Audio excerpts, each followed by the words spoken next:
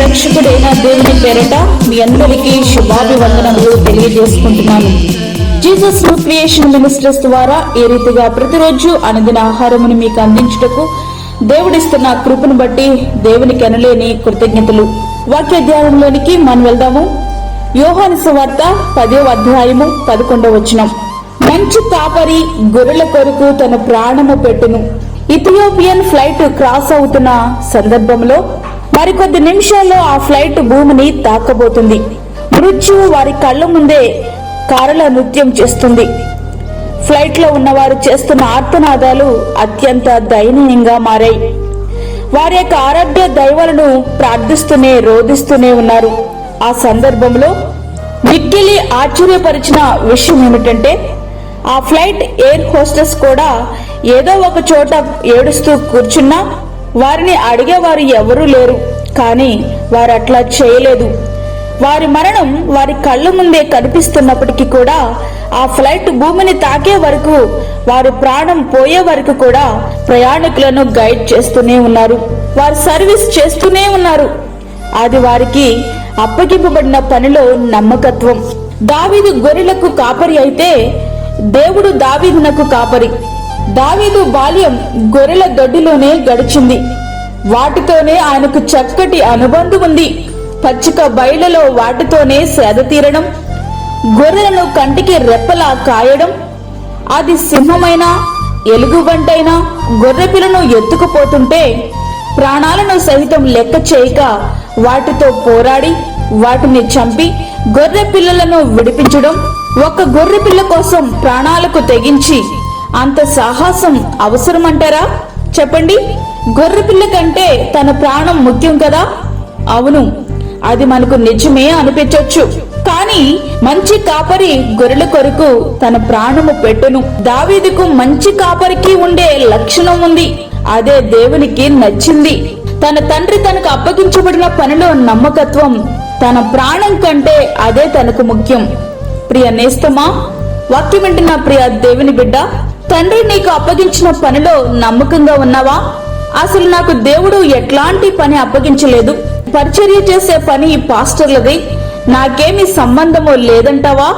ఆ విషయాన్ని కొద్దిసేపు పక్కన పెడదాం.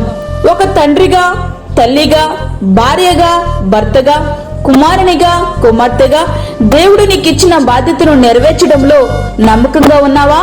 అట్లా అని చెప్పి వీటిలో నమ్మకంగా ఉంటే చాలు, జీవితం ధన్యమైనట్లే అనే తలంపుతో నీ జీవితాన్ని గడుపుతున్నావా? కేవలం దీనికోసమే దేవుడు నిన్ను భూమి మీద పుట్టించారా అంటే కానే కాదు. నీవు దేవునితో సహవాసము చేస్తూ దేవుని కోసం జీవించాలని, నీవు జీవిస్తూ నశించిపోతున్న వారిని ప్రభు చెంతకు నడిపించాలని, అదేదో పాస్టర్ల పని అని నాకేమీ సంబంధము లేదని నిన్ను నువ్వు తప్పించుకునే ప్రయత్నం చేయొద్దు. నీ జీవితాన్ని జీవించడమే దేవుడు నీకు అప్పగించిన పని. ఆ పనిలో నీ ప్రాణం పోయే పరిస్థితి అయినా ప్రభు కొరకు జీవించు. నీ జీవితమే ఒక సువార్తగా లోకం ముందుంచు. నీకు అప్పగించిన పనిలో నమ్మకత్వాన్ని కలిగి ఉండు. దావీదు గారు ఆ పని చేయగలిగారు. దాని ఫలితం గొర్రెల కాపరిగా జీవించాల్సిన వాడు దేవుని హృదయానుసారుడయ్యాడు. ఇజ్రాయేలులకు రాజయ్యాడు. దావీదు వంశంలో నుండే ప్రభువారు శరీరధారిగా అవతరించారు. ఎంత ఆశ్చర్యంగా అనిపిస్తుంది కదూ! తండ్రి నీకు అప్పగించిన పనిలో నమ్మకత్వాన్ని కలిగి ఉంటే నీ పట్ల ఆయన కలిగి ఉన్న సమాధానకరమైన ప్రణాళిక తప్పక నీ జీవితంలోనూ నెరవేరుతుంది. కాబట్టి దేవుని పనిలో నమ్మకంగా ఉందామా? అట్టి రీతిగా మన జీవితాలు సిద్ధపరచుకుందామా? అట్టి కృప ధన్యత ప్రభు మనకి అనుగ్రహించునుగాక. ఆమేన్. వాక్యం నా ప్రియ దేవుని బిడ్డలారా, ప్రార్థనలో ఏకీభవించండి. పరిశుద్ధమైన తండ్రి, ప్రేమగల యేసు ప్రభువా, శ్రేష్టమైన మరి యొక్క దినము మా జీవితంలో మీరు అనుగ్రహించారు. నీకు వందనాలు. ఈ దినమంతటి కొరకు మీరు మమ్మల్ని సిద్ధపరచండి ప్రభువా. ప్రతి విధమైన శోధన, తెగులు, కీడు, ప్రమాదం నుండి మీరు కాపాడండి. నీ సన్నిధిని దయచేయండి ప్రభువా. బలహీనులుగా ఉండిన వారిని, గర్భిణీ స్త్రీలను, చంటి బిడ్డలను మీరు జ్ఞాపకం చేసుకోనండి ప్రభువా. వారికి తగు కాపుదలను మీరు అనుగ్రహించండి.